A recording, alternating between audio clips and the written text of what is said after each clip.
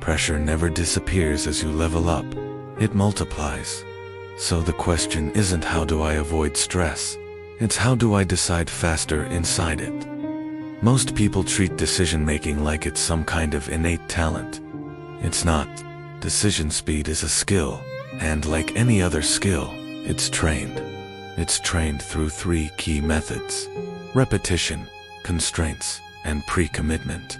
Elite performers, the people at the very top of their game, don't think harder when the pressure hits. They actually think less, because all the heavy thinking was done beforehand.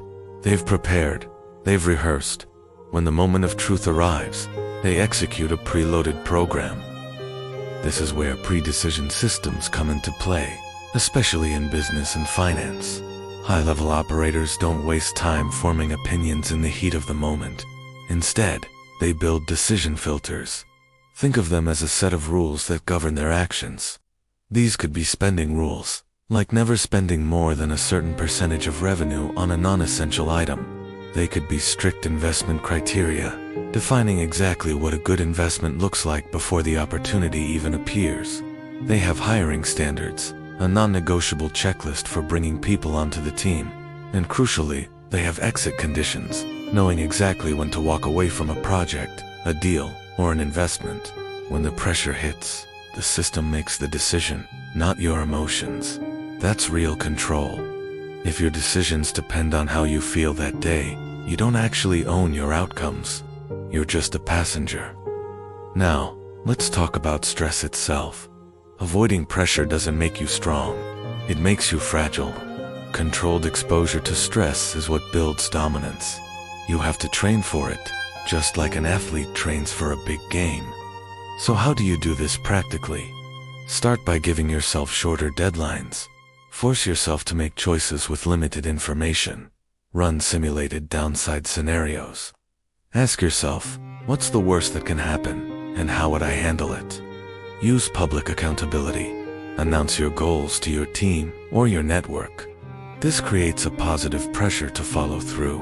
When you do this consistently, stress becomes familiar, and familiarity breeds speed. Here's a hard truth most people don't want to hear. They want to feel confident before they make a big decision. But that's backward. True leaders decide first. The confidence doesn't show up before the action. It arrives after you execute. Confidence is a result, not a prerequisite. You earn it by doing the hard thing, not by thinking about it. This brings me to the final principle: emotional lag control. Your emotions always lag behind reality. Something happens, and then you feel a certain way about it. Elite decision makers understand this gap. They move before their emotions have a chance to catch up and cloud their judgment. The rule is simple. If the data is clear, you move. If the potential downside is survivable, you act. If the only thing holding you back is your own hesitation, you ignore it and push forward. Hesitation is the enemy of progress. True control isn't loud. It's not dramatic or theatrical. It's quiet, fast, disciplined movement, repeated over and over again. It's the calm walk into a chaotic situation, the steady hand when everyone else is panicking. Remember this: stress doesn't ruin lives. Slow decisions do. When you train your decision speed, pressure stops being a threat and starts becoming leverage. This channel is for the builders, the operators, and the leaders out there. It's for the people in the arena, not the spectators in the stands. Thanks for watching.